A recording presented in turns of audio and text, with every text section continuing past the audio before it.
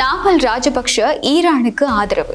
இந்த கருத்து இலங்கை அரசியல்ல இப்போ நிறைய கேள்விகளை எழுப்பியிருக்கு.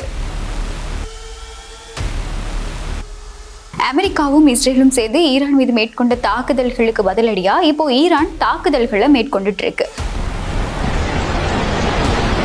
இந்த தாக்குதல்கள் காரணமா மத்திய கிழக்கு நாடுகள் அதிகமா பாதிக்கப்பட்டிருக்கு.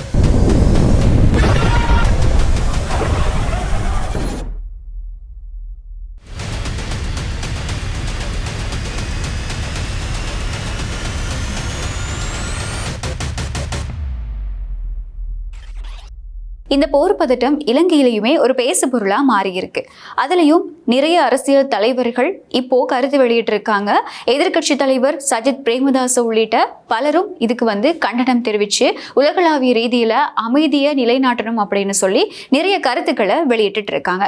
இந்த வரிசையில ஸ்ரீலங்கா பொதுஜன பெரமுன கட்சியினுடைய தேசிய அமைப்பாளர் நாமல் ராஜபக்ஷவும் கருத்து வெளியிட்டிருக்காரு. அவர் என்ன சொல்லியிருக்காரு அப்படின்னா, ஈரானோட முன்னாள் ஜனாதிபதி மஹ்மூத் அஹ்மதி நெஜாத் வான்வழி தாக்குதல்களால உயிரிழந்த செய்தி கேள்விப்பட்டு ரொம்பவே கவலை அடைஞ்சதாகவும் இந்த சந்தர்ப்பத்துல ஈரான் மக்களோட நிற்கிறதாகவும் அவர் ஒரு கருத்து வெளியிட்டிருக்காரு. அது மட்டும் இல்லாம இனவாதம், வன்முறை, யுத்தம் இது எல்லாத்துக்கும் எதிராக தான் நாங்கள் செயற்பட்டோம். அதனால அமெரிக்கா, இஸ்ரேல், ஈரான் இவங்க எல்லாருமே ஆயுதங்களை கைவிட்டுட்டு அமைதியை நிலைநாட்டணும் அப்படின்னு சொல்லி நாமல் ராஜபக்ஷ ஒரு கருத்தை வெளியிட்டிருக்காரு. இப்போ இது தென்னிலங்கை அரசியல்ல நிறைய கேள்விகளை எழுப்பியிருக்கு. இஸ்ரேலும் அமெரிக்காவும் சேர்ந்து ஈரான் மீது நடத்தின தாக்குதல்கள் காரணமா ஈரான் ஹார்மூஸ் ஜலசந்தியை இப்போ முடக்கி இருக்கு. இது காரணமா உலகளாவிய ரீதியில எரிசக்தி விநியோகம், எண்ணெய் விநியோகம் தடைபட்டிருக்கு. இதற்கான அபாயங்களும் உலகளாவிய ரீதியில வெளிப்படுத்தப்பட்டிருக்கு. இந்த போர் பதட்டம் காரணமா இலங்கைக்கும் ஒரு சில பாதிப்புகள் இருக்கக்கூடிய ஒரு பின்னணியில நாமல் ராஜபக்ஷ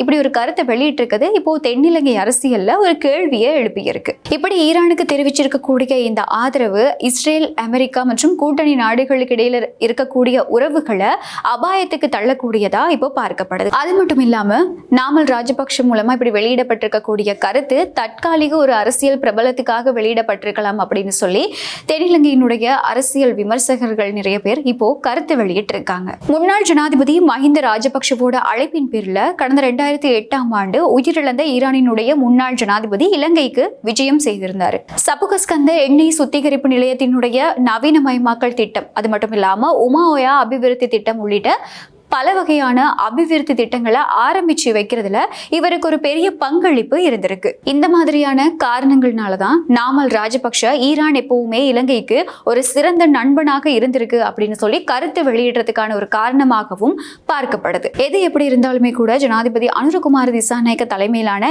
இப்போ இருக்கக்கூடிய அரசாங்கம் இந்த போர் பதட்டம் காரணமா இலங்கைக்கு ஏற்படலாம் அப்படின்னு சொல்லி எதிர்பார்க்கப்படக்கூடிய காரணங்கள் தொடர்பா அதிக அவதானம் செலுத்தி இருக்கு. அது மட்டும் இல்லாம மத்திய கிழக்கு நாடுகள்ல பணியாற்றிட்டு இருக்கக்கூடிய இலங்கையர்கள் தொடர்பாகவும் அரசாங்கம் அதிக அவதானம் செலுத்திக்கிட்டு இருக்கு.